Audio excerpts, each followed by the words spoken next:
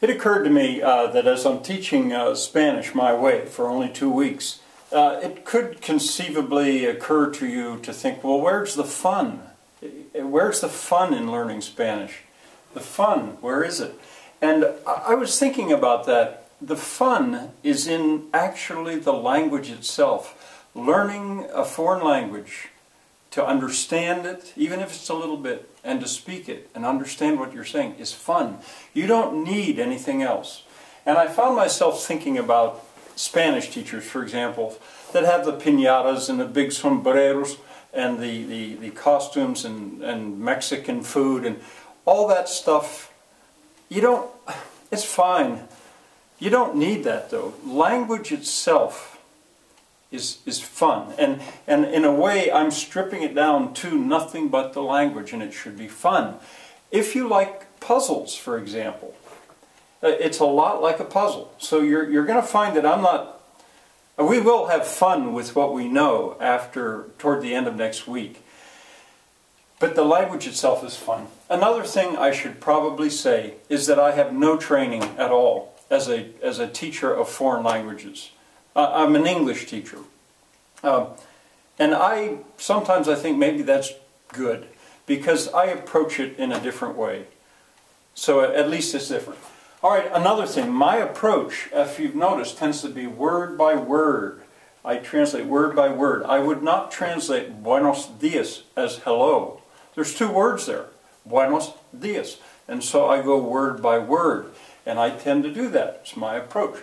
It's actually morpheme by morpheme is the term. I don't write that down in the linguistics section usually, but that's a more accurate way of saying it. A morpheme is a unit of a language that carries meaning.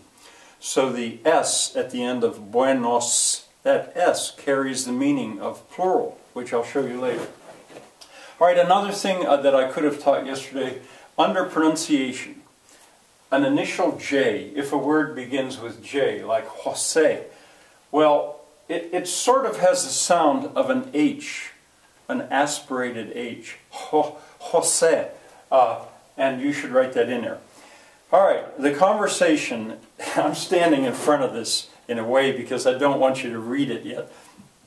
This Spanish conversation is about to get very silly. Maybe even seemingly unkind. Jose is about to use a pickup line. That's what the kids told me that's called, that you use if you hope to get together with a woman or a girl. You have a line, a pickup line. Well, he's going to use his pickup line. And to explain where this comes from, there used to be a sign approaching where I live, on the highway, a real big sign with a little dog, and it said, "Yo quiero Taco Bell." Yo quiero Taco Bell. I want Taco Bell. It was an ad campaign. Anyway, he's going to pick up on that. Jose. He's still going. He's just finished saying that. Now he's going to say, "No quiero Taco Bell." No, and you should say that. No quiero Taco Bell. No quiero Taco Bell. That means not. Want, I. Not want, I. You see it ends with an O. This is a new verb. No quiero Taco Bell. He doesn't want Taco Bell. That's such a stupid thing to say. But then he goes on to say, quiero, I should have capitalized this. No quiero Taco Bell. Oh, quiero. Quiero. Quiero. That means I want. Say quiero. Quiero ser. I want. Ser is to be. To be. Quiero ser tu amigo. Tu amigo. Now, this means your. Notice that there's no accent. Amigo. Well, kids usually know. Amigo means friend. No quiero Taco Bell, quiero ser tu amigo. ¿Por qué? Now, I'm not even sure if that's one word or two in Spanish. It's usually translated as why, or because, in this case because. I'll translate it as for that.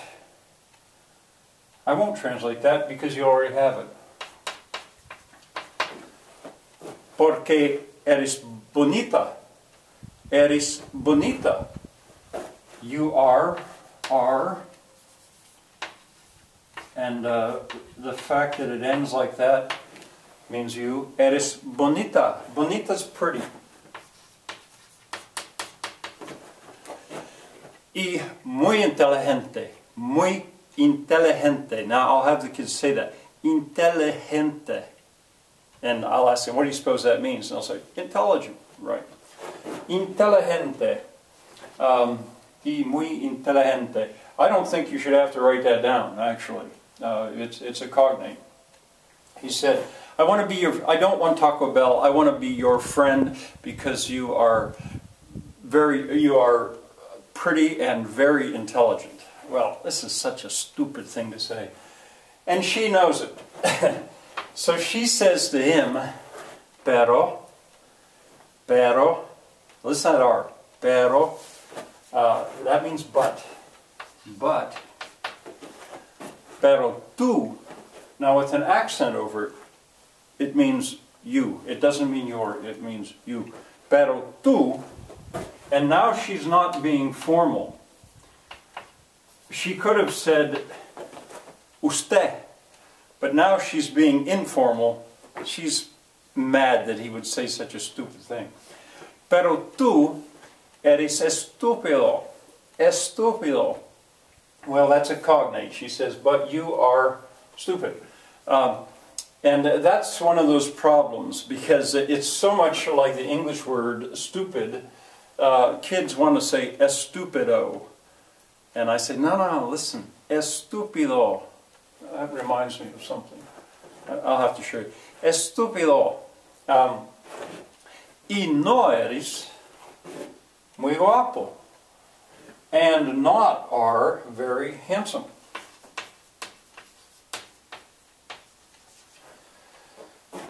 This is harsh. She says, eres un perro. You are a dog. Now in English, that's not a good thing to say. In Spanish, it's, I believe, a pretty good insult. Eres un perro.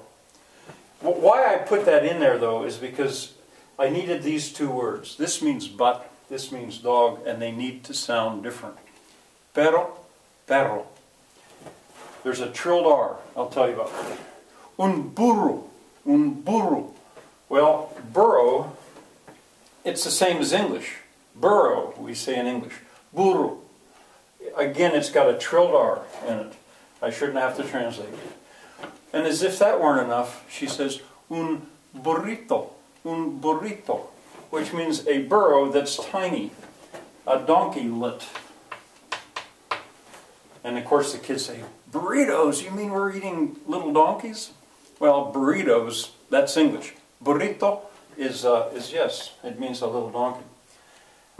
So again, Jose says, no quiero Taco Bell, quiero ser tu amigo, porque eres bonita y muy inteligente. Y muy inteligente. She says then, pero tú eres estúpido y no eres muy guapo. Eres un perro, un burro, un burrito. All right, I'm going to harvest some from that in the second video today.